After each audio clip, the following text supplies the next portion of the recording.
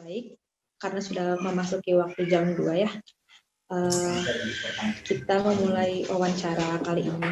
Untuk perkenalan dulu, sebetulnya kan di Purwakarta sendiri sebelumnya pernah ya Pak ya, Pak Irfan, kita pernah ke sana juga, terus sebelumnya juga pernah ada tes bersama komunitas gitu. Mungkin jadi bertanya-tanya kenapa ada wawancara lagi. Nah, untuk yang kali ini wawancaranya terkait pemetaan ekonomi kreatif. Jadi di Disparbu Jabar sendiri sedang melaksanakan kajian terkait pemetaan potensi ekonomi kreatif. Karena kita akan jadikan Komite Ekonomi Kreatif ini langsung di bawah Bupati Purwakarta dengan dukungan Dispora Parbud Kabupaten Purwakarta dan juga beberapa regulator lainnya seperti Diskoperindak, Bapeda, kemudian di Snaker Trans untuk kemudian mendukung secara peraturan bupati. Dengan kondisi itulah mudah-mudahan komunitas ekonomi kreatif bisa lebih berkembang dengan dukungan adanya pemerintah di dalamnya seperti itu. Jadi udah sinergi dengan berbagai pihak gitu ya Kang ya? Yes, betul. Kalau memilah antara ekraf dan non-ekraf atau masih kayak semua dirangkul dulu atau bagaimana Kang? Sudah kita mulai pemilahan ekonomi kreatif karena dari data yang kemudian kita inventarisir ada sekitar 12.000 para pelaku UMKM dan masuk sekitar 200 para pelaku ekonomi kreatif di Kabupaten Purwakarta yang sudah masuk ke dalam data hasil daripada kita inventarisir. Dukungan dari pemerintah sendiri, dari khususnya Dinas Pariwisata, bagaimana? Kalau dukungan dari pemerintah sendiri, fasilitas mungkin yang Febi ya, tempat berkumpulnya komunitas ekonomi kreatif yang ada di Kabupaten Purwakarta. Mungkin ke depannya insya Allah, kalau memang komunitas ekonomi kreatif di Purwakarta terus berkembang, tidak tertutup kemungkinan kita juga bisa melakukan kerjasama dengan perusahaan atau dengan universitas yang ada di Jawa Barat. Targetnya adalah para pelaku ekonomi kreatif di Purwakarta bisa setidaknya 10 atau 20 haki yang kemudian bisa terdaftar di hak kekayaan intelektual. Barangkali seperti itu. Kalau untuk dari pemerintah sendiri, mungkin Pak Kabid, apakah ada fasilitasi untuk haki ini? Tapi mungkin buat fasilitas haki itu sendiri, kita mungkin dari segi biaya ya, Kang Febi ya.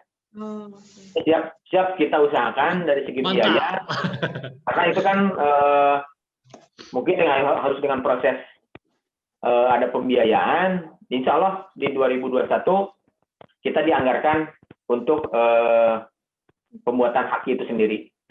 Mudah-mudahan anggarannya 2021 untuk ekonomi kreatif bisa maksimal. Dan mudah-mudahan dengan dukungan dari pemerintah, baik ke kabupaten maupun provinsi, kegiatan ekraf ini bisa menjadi motorik bangkitnya perekonomian nasional, barangkali seperti itu, Bu.